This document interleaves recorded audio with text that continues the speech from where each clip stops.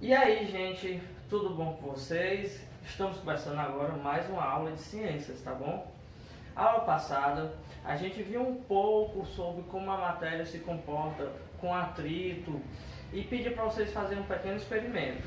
Hoje, ao decorrer da aula, a gente vai estar explicando um pouquinho de como esse experimento acontece, tá bom? Primeiro, a gente tem que conhecer algumas coisas. Como eu já disse antes, tudo é composto por átomo, tá bom?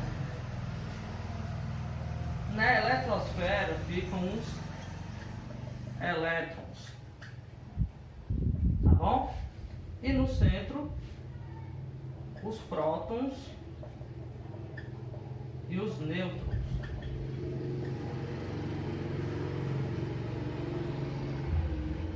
Sim, professor, tudo bem. Outra coisa que a gente tem que saber é que os elétrons são negativos, os prótons positivos e os nêutrons são neutros, tá bom? Eles não têm nenhum tipo de carga. E que os elétrons e os prótons, eles se atraem. Por isso que os elétrons ficam, girando ao redor desse núcleo, porque há uma força de atração, tá bom?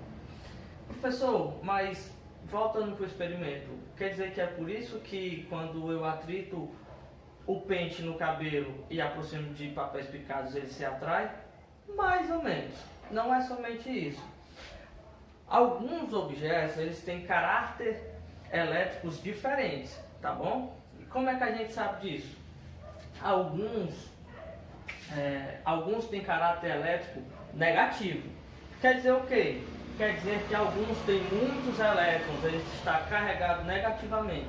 E alguns têm caráter elétrico positivo. Quer dizer que eles têm muitos prótons, estão positivamente carregados. E alguns são neutros, que têm a mesma quantidade de elétrons e prótons, tá bom? Uma coisa muito importante para a gente saber é que elétron com elétron, eles não se atraem, eles se repelem, tá bom? Se repelem. Do mesmo jeito, os prótons com os prótons, tá bom?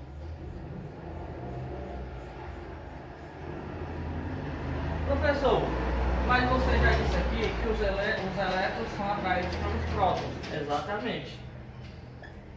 Os elétrons são atraídos pelos prótons, eles se atraem.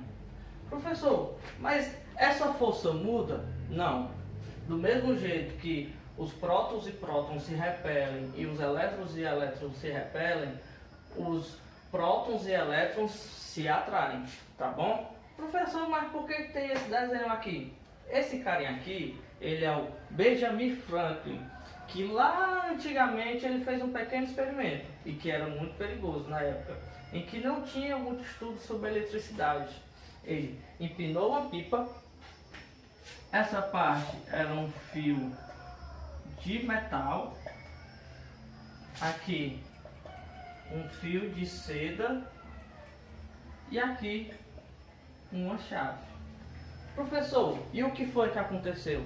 Era um dia chuvoso quando ele empinou essa pipa.